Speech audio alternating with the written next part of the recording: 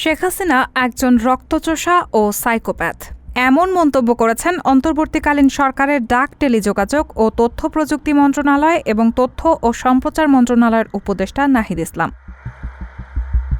চলতি সেপ্টেম্বর মাসের এক রবিবার সন্ধ্যায় তথ্য প্রযুক্তি মন্ত্রণালয়ের নিজ দপ্তরে বসে মার্কিন সাময়িকী টাইমকে দেওয়া এক সাক্ষাৎকারে তিনি একথা বলেন। কয়েক মাস আগেও নাহিদ ইসলাম তথ্য প্রযুক্তি পড়াতেন। বৈষম্য বিরোধী ছাত্র আন্দোলনের সময় গ্রেফতার এড়াতে গা ঢাকা দিতেও বাধ্য হন তিনি। তবে বর্তমানে তিনি আইসিটি ও তথ্য মন্ত্রণালয়ের মন্ত্রী। নাহিদ ইসলাম বলেন, কোটা ব্যবস্থা নিয়ে প্রথম দেশের বিশ্ববিদ্যালয়গুলোতে বিক্ষোভ ছড়িয়ে পড়ে 2018 সালে।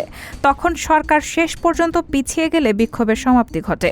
এবছরও সরকার পিছিয়ে গেলে কোটা ব্যবস্থা নিয়ে বিক্ষোভ আন্দোলন শেষ হয়ে যেতে পারত। তবে নিরাপত্তা বাহিনী কোটা আন্দোলনকারীদের ওপর গুলি চালাতে শুরু করে।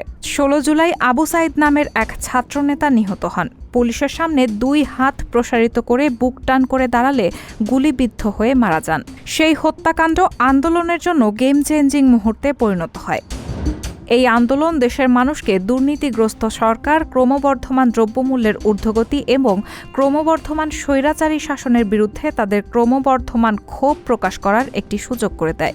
দ্রুতই আন্দোলনকারীদের দৃষ্টি পড়ে সাবেক প্রধানমন্ত্রী শেখ হাসিনার ওপর। 3 আগস্ট ছাত্ররা তার পদত্যাগের 1 দফা দাবি তুলে ধরেন। সেই দাবির ঘোষণা দেন নাহিদ ইসলাম নিজেই। 5 আগস্ট লাখো ছাত্র জনতা ঢাকায় শেখ হাসিনার বাসভবনের দিকে যাত্রা শুরু করলে তিনি হেলিকপ্টারে পাশের দেশ ভারতে পালিয়ে যান। তিনি এখন সে দেশেই নির্বাসিত রয়েছেন। নাহিদকে দেখেই মনে হচ্ছে বেশ আত্মবিশ্বাসের সঙ্গে দায়িত্ব পালন করছেন। আন্দোলনের নেতৃত্ব ছিল দলগত, এমনটি জানিয়ে তিনি বলেন, গণমাধ্যম সবসময় একটি মুখ খুঁজে বেড়ায়, কিন্তু আমি একাই এই আন্দোলনের নেতা নই, আমরা অনেকেই ছিলাম। রায়হানা মুন, সবার কথা।